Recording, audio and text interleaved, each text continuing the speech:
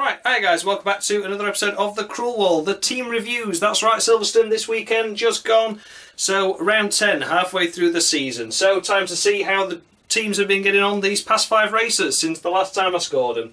So, first up is Mercedes, now leading the championship. They were flagging behind in Spain, but now they've taken the lead. And have got a fairly big gap toward ahead of Ferrari. They are now, 65 points ahead? 65 points ahead of Ferrari now, so they've done quite good this last 5 races. 3 1-2 finishes as well, which they didn't have any up until Spain, so that's another good bonus for them. But of course, they did have the issue at Baku, the big talking point, where of course Hamilton had his head restraint problem and ultimately lost the win and indeed finished 5th because of that, which is a bit of a shame.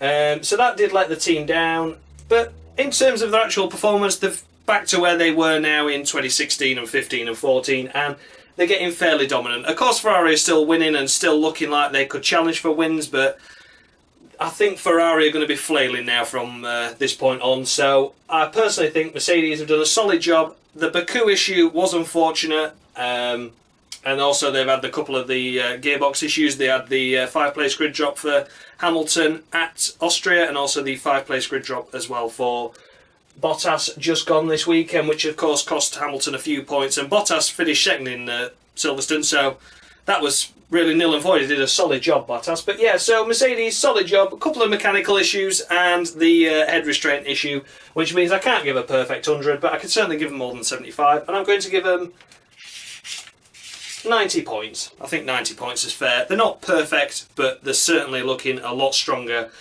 going into the latter half of the season than they were the first half. Next up is Ferrari. Lost the lead in the championship now in the Constructors, 65 points behind. Have been doing well. Raikkonen's not really delivered in terms of performance. He's scored 3 podiums all so far this season compared to the wins and podiums that Vettel's got, so they've really only got one car up there, which is a bit of a shame because I would like to see Kimi do a lot better.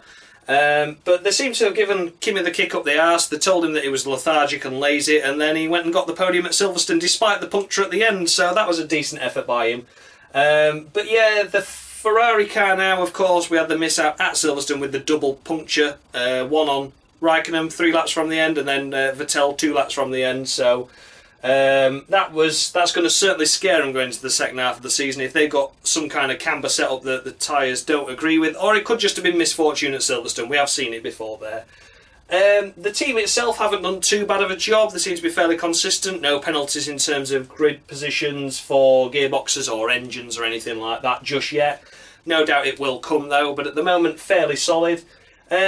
Strategies and things seem to all be okay. I think it's just been down to the drivers now. Raikkonen's lack of pace, and Vettel, of course, at Baku, costing himself vital points because he retaliated against Hamilton. But the team itself have done a solid job, but are slipping back in terms of pace now with Mercedes. So I'm going to score them 80 points, I think. 80 points seems fair to me. They're not doing a bad job, but I think they're slipping behind Mercedes now. So I think could be Hamilton and Bottas for the championship if it carries on. If Bottas keeps doing as well as he's doing these last few races, we'll wait and see. Next up is Red Bull in 3rd. And it's a lonely 3rd for them, to be honest. They're on 174 points, 101 points behind Ferrari. And they're 80 points clear of Force India, so it's a lonely 3rd for them. They're pretty much guaranteed that now. But the problem with Red Bull is they're only having one car finish the races. Verstappen's had a hell of a lot of bad luck when he's been running further ahead than Ricciardo, and Ricciardo's been getting the podiums and the win, of course, at Baku, which could have so easily been Verstappen's. So they need to sort out the reliability issues. We saw it again at Silverstone with Ricciardo in qualifying, a turbo issue. They think they've lost that engine now as well because of that. So not ideal for Red Bull at all. Penalties for implement changes, again, has been happening. And of course the major thing is Verstappen's reliability has been poor. So they're on 174 points. What could they be on if they'd have got 2 cars finishing every race regularly? You know. So Red Bull, I scored them 50 points. I think in terms of the results have certainly improved, but reliability hasn't. So for that, I'm going to score them 55 points. And that is simply because of the reliability. Nothing else. The performance and the results clearly have improved, but the reliability hasn't. If they nail that, then going into the third half of the season, we should be on for some double podiums for Red Bulls, perhaps, and, you know, certainly a lot more points in the championship for them. Next up, Force India, my favourite team, of course. We're under no illusions of that. Scored them a perfect 100 at the first 5 races because, well, it was a double points finish every race, and then I went and cursed it. No points at Monaco, courtesy of an unfortunate slow puncture for Ocon and Perez driving like a dick. Then we had Canada, where Perez drove like a dick, disobeyed team orders to allow Ocon through, which of course potentially cost the team a podium for Ocon, with Ocon if he'd have been allowed to get past Ricciardo. Then we had the massive disagreement and bust up at Baku, where it seemed that Perez was squeezing Ocon. Ocon was having none of it, lunged it up the inside at turn 2. Both came together, rear puncture for Ocon and an eventual retirement for Perez. In what could have been another double podium, perhaps even a win that weekend with the things that were kicking off in front of them. So I think personally Force India in these last five races, those two especially, I think they've cost themselves a potential 3 podiums because of the drivers disagreeing with themselves.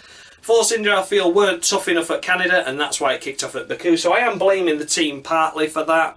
I think they should have come down like a ton of bricks on Perez and Ocon and said, look, we're not having any more of this, otherwise you're both gone. But they dealt with it in the softest way, and yeah, it showed. Unfortunately, it didn't go well at Baku. Points have been strong though ever since. Still double points finishes regularly. Monaco's the only race they haven't scored any points at all. So yeah, a good result for Force India, but not amazing. We could have had podiums, maybe even a win, which I'd have been chuffed about. So in terms of results, 75 points, I think. 75 points is fair enough. Next up is Williams. Now, I only scored them 25 points last time. That's because they were sitting towards the back half of the constructors, and they'd only got 1 point scoring car. Well, Lance Stroll has certainly turned it around. 2 points at Canada, and a fantastic P3 at Baku. Obviously benefited from all the luck, but if you kept going, you were going to get good results, so that was fair enough. Unfortunate for Massa and Williams that Massa had to retire with a rear damper failure. But yeah, and then he scored a point again at Austria, despite the incredibly poor performance in qualifying. That seems to be a regular thing now with them. Hope it doesn't continue. But yeah, Williams overall have boosted their championship greatly, and they're now in 5th. Quite a way back from Force India, 54 points, so it's going to be tough to see if they can catch that up. But yeah, they've improved in points. Stroll's improved, so he's now scoring points. The qualifying pace seems to have disappeared. Both out in Q1 in Austria, and both, well, Stroll was out in Q1 at Silverstone, and Massa was out in Q2 and at the back half of that grid. So yeah, it was really strange to see that Williams suddenly struggling in qualifying. So we'll wait and see. They have been able to salvage points from those races, which has been fortunate, and you know, driver skill has certainly assisted in that, and also a bit of luck. But yeah, Williams have improved massively, especially Stroll. They have had a podium now, which is decent. So I think they deserve 65 points. I think they're some way off sorting the actual pace out of the car. They're still slower than Force India, I believe, in my honest opinion. That's not a Stroll performance, that's the overall car. So I don't think they can score as good as Force India, but we'll keep our eyes open on the latter half of the season and see if they can improve any further. Next up, Toro Rosso, and they've gone downhill in my estimations. Daniel Kvyat has been doing poorly these last few races, and included taking out his teammate at Silverstone, of course, which led to Sainz's retirement, and Kvyat had floor damage and finished last anyway. Kvyat's been racing round with Palmer, for God's sake, most races now, and it's just dismal. I personally think they need to swap Kvyat now. I think he's in the same boat as Palmer is in terms of I don't want him there on the grid. So we'll see anyway. We shall see. But Toro Rosso, yeah, they're in 6th in the Constructors, only just ahead of Haas and only just ahead of Renault as well. So that's a very, very close battle, and they need 2-point scoring cars, definitely. And it doesn't seem to be happening of late, so yeah, book your ideas up, Toro Rosso. I think I'm going to score you 35 points. I think your performance has dipped somewhat in terms of overall pace and, of course, Kvyat's performance. But, you know, Sainz just needs bit of good luck, and I think he'll be in the points. But, you know, you need both cars in the points. If you want this 6th place in the Constructors, you're targeting 4th at the start of the season. That's not going to happen now. Nowhere near. Next up is Haas, and they seem to be more consistent. They've not had the flash results. We had a 6th, of course, for Grosjean at Silverstone, the most recent race, and he got into Q3 as well. But apart from that, it's been double points finishes occasionally. And yeah, they've sort of been there in like 9th, 10th, that sort of area where it's not big points, but they are scoring. So I think compared to last year, they're more consistent in scoring points, but they're not getting the bigger results. So for Haas, for me, it's inconsistency with them. I mean, you've got both drivers now running 2 different sets of brake compounds, which is unheard of really in Formula 1. They're still struggling with the brakes. They have been ever since they entered the sport. And it always seems that you've got one car at the top, one car at the bottom of the grid. So it's really unusual for that. I think they deserve more than 30 points that I scored them first time around, but, you know, we'll have to see. They are in the hunt for 6th place. I would like to see them get 6th place in the Constructors. I think they have got 2 decent drivers that are doing the best they can with the equipment they've got. But yeah, reliability has been a bit of an issue as well with them in terms of qualifying and in races, so we'll wait and see anyway. But Haas, I feel, deserve 45 points for them, I think. They have improved since the first half, but they could just do with that next step now to get a few more points on the board regularly. Next up, Renault. And what do I say about Renault, apart from, please get rid of Palmer. Please get rid of Palmer. He's been doing dismal. The only race he's shown potential improvement was Silverstone, qualified 11th, and then retired before the race began. So reliability's been a big issue, and Palmer's been a big issue. You know, thankfully it looks like the reliability issues have ended up on Palmer's car, so it's not cost him any points, but still not good seeing a Renault at the side of the road retired, is it? So you're just unfortunately giving Palmer excuses that, oh, I could have had points had I not retired. So cut that out, get the reliability improved, prove that Palmer's still shit, get rid of him. They have told Palmer ahead of the Silverstone Grand Prix that his future is safe with the team for now. So I don't know what that means, but it's not good, is it? So Renault, for me, Hülkenberg is carrying you. I mean, you're only 8th in the Constructors. You have a car that's capable of battling with Force Indias and Williams. Well, you can see that with Hülkenberg. But you've only got one car doing that, and that's what's costing you quite a lot of points in the championship. So Renault, Hülkenberg's scoring you the points and Palmer isn't, so I'm only going to give you 25 because that's purely based on Hülkenberg's performance and nothing else. Because your reliability is shit and Palmer's shit. So there you go, that's that. Next up is Sauber. They've since claimed another points in Spain, a lucky 10th at Baku, with of course the major dramas that were kicking off there.